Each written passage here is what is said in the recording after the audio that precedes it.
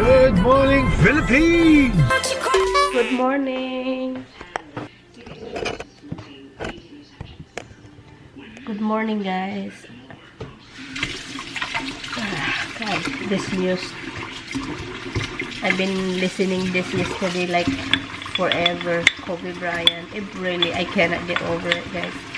It breaks my heart. Honestly, we don't know the person, but because we are a basketball lover, it's hard.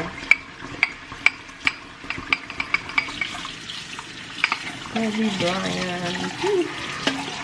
I don't know why I'm so affected. Maybe I'm just problematic. Baka problematic lang yung utak ko. No, it's shocking.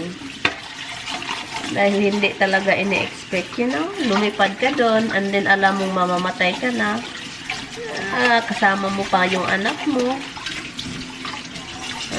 Before last minute yung utak mo tumatakbo. Oh my God. Nag-worried sa anak. Nag-worried sa mga naiwan. Ang daming magandang masabi tungkol kay Kobe Bryant. Yung mga tao na talagang kilala siya, at saka yung mga ka-teammate, mga fans na kilala na siya. Ang daming mga magandang masasabi tungkol sa kanya. Pagkainin ko tong mga alaga ko kasi iyak ng iyak, lalo na itong lalaki ko. Sus, Ginoo ko, si Habs. Hindi mapigilan yung iyak, parang namatayan din. Alam nyo, itong orchid ko, i-transfer ko siya, guys, sa magandang pot. And ito, akala ko mamamatay na talaga siya, guys. Oh, look, may bagong tumubo. Ito siya, nakadunghay dito. Parang sobrang maiipit ito ba. So, ngayon, ang nilagay ko is yun. Nilagyan ko siya na parang mag-stand up. Saka ito, lumaki na, guys. Oh, tignan nyo. At saka dito, meron na naman ditong lumaki na siya. Lumaki talaga, as in. I don't know kung saan ko yan i-transfer or maghanap ako ng magandang soil. Hindi talaga ang gamitin talaga dito, guys, hindi soil. Kasi sanay ito sa mga, yung parang lalabas yung ugat niya. And then, hindi siya sa soil. Pwede lang, meron ako, I think, meron ako. Meron ako sa living room, meron ako sa garage. Yung parang siya, guys, yung tawag nito. Hindi siya soil, para siyang, ng bunot ba? Kung kasabot mo bunot, guys, bunot ba? Yung sa coconut shell, di ba may mga yun. Hello? Binalik ko tong sinuot ko kahapon. Sinuot ko lang siya para doon. And then, pagkatapos, bihis ako pagbalik dito. Punta sana ako, kaya nagsuot ako nito. Punta sana ako doon sa isang bahay. So, ngayon, nag-usap kami ni Tami, sabi pa niya, pumunta sana ako doon kasi may appointment siya sa doktor. Sabi pa niya, wag na lang daw akong pupunta doon kasi siya na lang daw pupunta dito after sa appointment. Dahil gusto niyang makapunta dito kasi 2 weeks ata hindi siya nakapunta dito, 2 weeks. So gusto niya makita yung mga posa. Gusto niya makabalik dito sa bahay niya. I think gusto lang talaga niyang pumunta dito. Iinit na lang ako, and then punta ako sa store para bibili ng mga pagkain ni Tami na lulutuin ko, at saka start na ng pabaon ng pagkain para healthy. Yun. So, anyway, so yun lang update, and ito naghintay. Hey, little boy. Psst. Look at yourself. Look at yourself. I'm filming your face. Huy. Who is that little there? Who is that? Is that you? Is that you? Alam nyo, guys, maghanap ako ng mga ganitong color. Kasi gustong-gusto ko talaga mustard color. Gusto ko siya as in. I will see you later. Hopefully, andito si Tami mamaya. Late na, pero yeah, he's gonna be here. And then, may grocery. Yun yung gagawin ko. And maglaba ng blanket na tabon, cover sa couch. Para fresh pagdating ni Daddy. Dada's gonna be here. Dada's la la la la. Who's gonna go see Dada? You don't even get up. You're so lazy. Get up, Roxy. Roxy. Are you going to get Dada? Ayaw talagang bumangon. Roxy? Who's going to get Dada? Do you wanna go get him? Dada's gonna be here. Ayaw talaga, kaloka mo dito. Okay, I will be right back, okay? Let's go out this way. Ayaw talaga niya. Like mamuwi.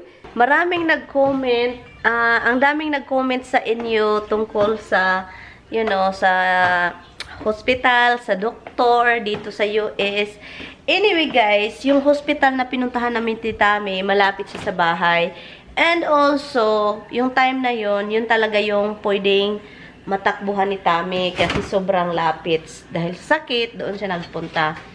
And yeah, marami nagko-complain kami, 'di ba, sa yung mga nangyayari. Pero gusto ko lang sabihin sa inyo na hindi lahat ng hospital ganon yung at doktor. Gusto ko lang sabihin kasi may mga nagsasabi na iba pala talaga doon kasi yung doktor at hospital hindi pala mas mabuti pa talaga sa Pilipinas. Well, actually guys, sa totoo lang, hindi lahat ng hospital at doktor ganon. Na pag lang talaga bad timing kasi andito kami sa hospital na hindi maganda background, hindi maganda yung history ng hospital. At saka of course, yung mga doktor, kung talagang magaling ka kung saan ka mang hospital. Kung magaling kang doktor, magaling ka talagang doktor. So, yun. Hindi naman lahat ng doktor is na iba, puro lang pera-pera. Alam nyo naman, nagdoktor sila, diba? Dahil masarap yung pera doon, malaki. At saka every high hello sa pasyente, nagkapera sila, ganon. Hindi lahat ganon. So, yung hospital dito sa Amerika, guys, is maganda talaga dito, guys. Maganda man dito. Hindi ko sinasabi na pangit dito. Maganda dito. Pero talaga, maghanap ka talaga ng mabuting lugar at yung mga doktor na magagaling. Magagaling yung mga doktor, pero may mga doktor talagang mukhang pera. So, ang sasabihin ko lang is, hindi lahat ng doktor is, mga mukhang pera. Well, so kaya kapag hindi ka magaling, hindi nababalik yung pasyente, di ba? Katulad ngayon, yung personal doctor ni Tami, parang matagal na naming naobserbahan na, iwan ko na lang. So, after this one, hanap siya ng another personal doctor nung dito na talaga sa amin. May mga gustong doktor si Tami dito, pero hindi tinatanggap yung insurance niya, ganon. So, may mga ganon talaga. So, lang ako, hindi ko lang talaga na-explain. So, ayaw ko naman mag-isip kayo na yung dito sa Amerika. Alam nyo, maraming magpa-doktor dito sa Amerika dahil yun yung mga maganda. Bakit may slimy, guys? Bakit yung ilalim sa scallion, sa green onion, may slime? Ano to? Uod to? Sa ilalim ng dahon, yung clear, oh. Ano yan? Ba't may clear? Yeah, kaya mayroon kayong nakikita mga artist, mga popular, mga tao sa Pilipinas na dito talaga sila sa Amerika kasi magaling talaga dito. Yung parang high-tech ba, parang advanced yung nila. Pero talagang pupunta ka sa magaling na doktor. So, that time, wala talagang choice. Pati kay Biyanan, next time, kapag God forbid kung may mangyari ulit, of course, hindi na yun pabalikin. Hindi ko na pabalikin si Tami doon. So, yan lang yung explanation. And, yeah, ayaw ko namang maano ninyo, pangit doon sa Amerika, magpa-hospital, magpa-ano ng health mo. Hindi. Hahanapin mo yung doktor na parang talagang concern sa'yo, na hindi naman lahat ng doktor concern. Parang iniisip ka na parang family. Meron akong nakikilala doon ng mga doktor din. Yung mga personal doktor, yung katabi ni Tami. Mabait, guys, mabait. Matagal na, 50 years daw nila yung doktor na yun. Ang bait, palaging binisita yung sa kabila ni Tami, yung katabi niya na lalaki. Palaging binibisita. Iba-iba talaga, no? Iba-iba kasi yung doktor. May doktor na pira, may doktor na hindi ka pagalingin, make you worse. They want you to be worse that, para hindi ka aalis, para magkapira pa sila ng marami. Kahit ako, kung meron akong kung sa Pilipinas, ako gusto kong maging pabalik-balik ako, dito ako magpaano, kasi yan sa Pilipinas, hindi naman masama, pero talagang kung wala kang pira, i-ano ka ganon. Dito, well, sa Pilipinas, mayroong mga walang pera katulad ng family ko. At marami kang mahanapan ng tulong like government help, like whatever health, whatever, you know, yung mga, di ba, marami ng ganon sa Davao, marami. Kailangan talagang may insurance kasi or else.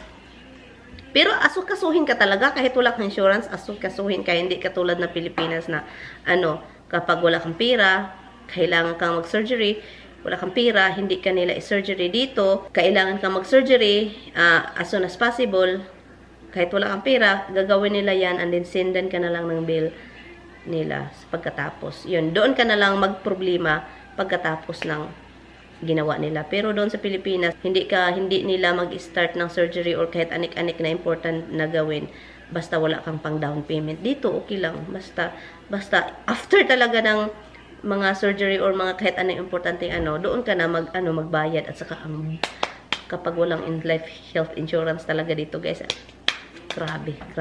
Gusto kong mag-itlog at saka yung scallion at saka onion, lutuin mo, ang sarap at ang bango, guys. Ay nako talaga.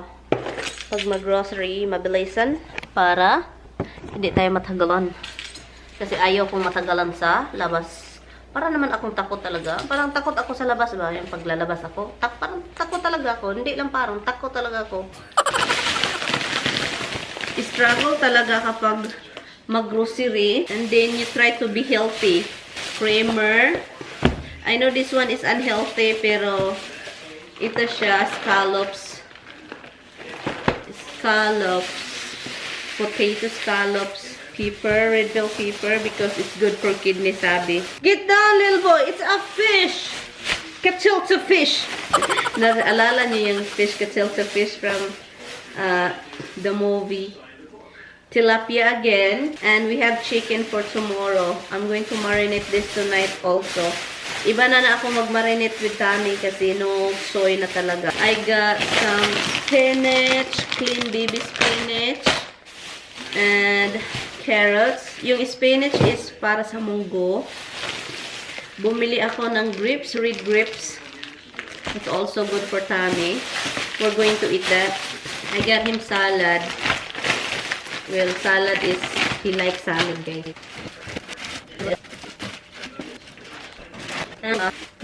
Coconut milk, I have 1 can, so I added 1. And string beans para sa munggo i-mix. At saka onion. Get down, little boy. Spoiled itong animala ni. So ito yun siya. Almost 120. Pero mamaya pa si Tammy dito.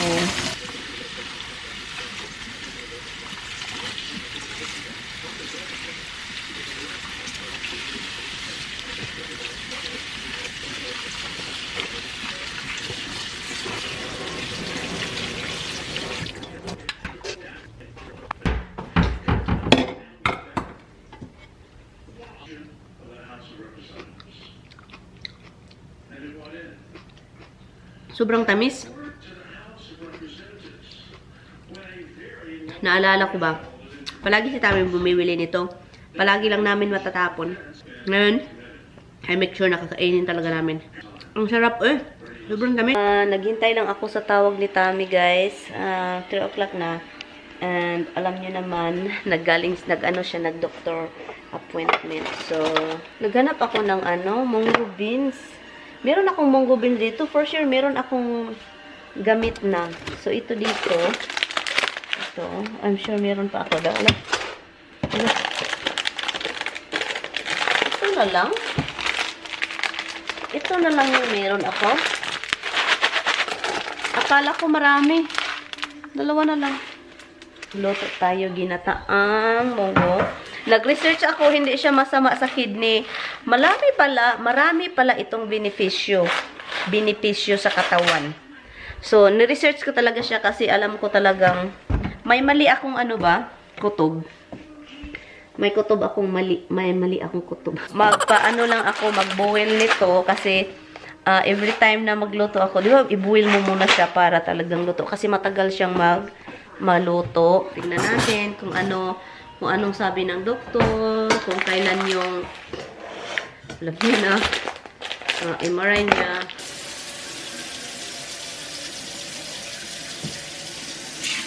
So, ito, lutuin natin siya dito.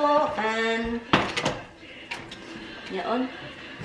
Ang daming ginger at saka daming red bell pepper. Isang ano ito, red bell pepper. Ito, ang tagal mag-ano dito guys. Ang tagal niya naluto. Pero actually, matagal talaga yan. Pabayaan na lang natin yan dyan.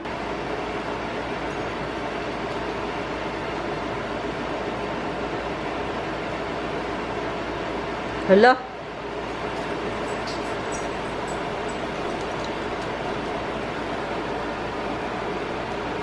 Hala, Dada. Hala, is here.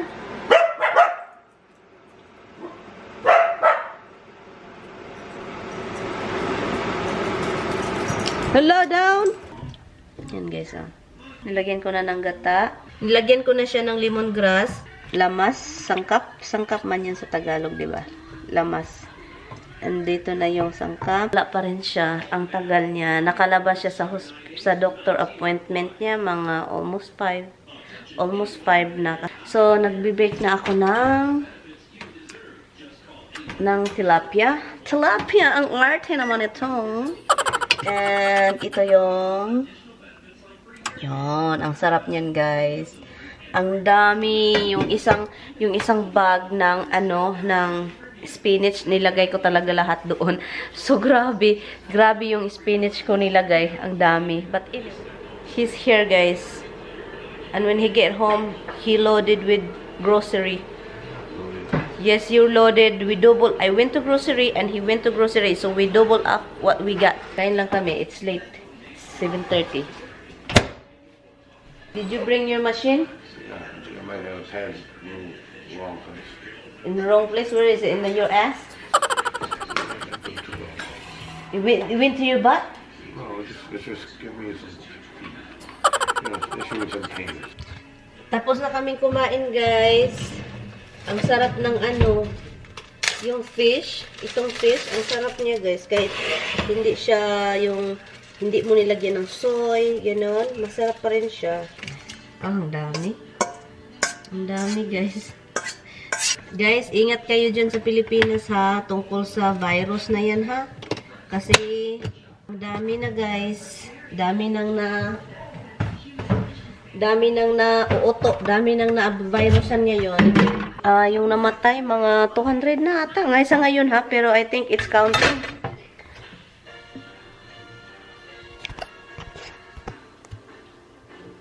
This one? This? Why? What the heck are you talking about? Yan, ang dami nang na-virusan, ang dami nang matay dito. I think 5 na yung naano dito ngayon sa virus. Kaya kayo dyan sa Pilipinas, ingat-ingat po. At saka sabihin ko din sa family ko, tawagan ko. Kasi I think may nakita ako sa Facebook, andun na sa Davao. Ingat-ingat na lang tayo, guys. Kasi iwan ko na lang. Wala pa naman itong panguntra. Hindi ako lalabas, guys. Ayaw kong magpunta sa mga lalabas ako yung natural lang na mga grocery, ganun. Pero yung mga lalabas para mag-shopping sa maraming tao, ay naku, wag na.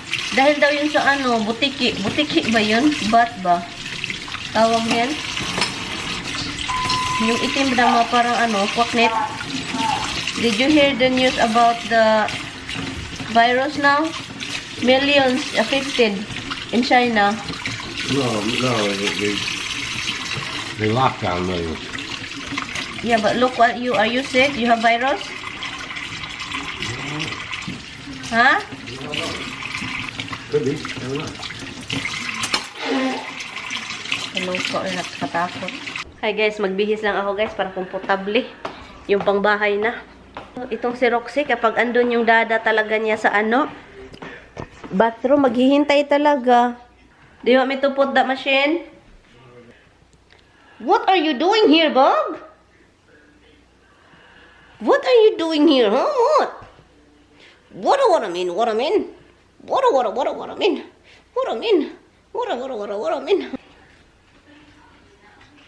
This is I ask you if it's real. You said it's not, but it's silver, but it's not real gold. I'm guessing. If I had to guess, I'd say the stones are real, because, That's what you told me when you give me. you know, This is what you told me. It's like, it's silver, it's not real, it's not white gold, but the stone is real. yeah, it was probably set in silver.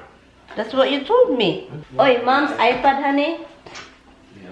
Mom's iPad. It's not working.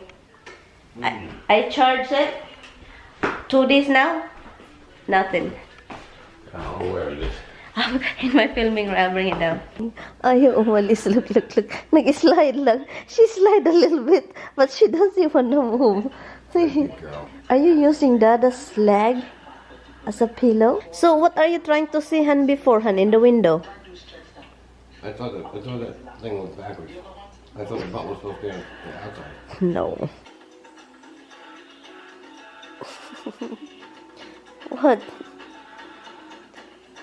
Can I sit here? What? Can I sit here? Anyway, guys, I guess I'm going to hang my head here because or else, like, oh my god, Roxy doesn't let me. Are we going to end the vlog? She's tired, guys. She's tired. Okay, guys, bye-bye. Good night. Say good night, honey. I will see you. We will see you tomorrow. Bye. Tignan nyo nga to. Bye-bye, guys.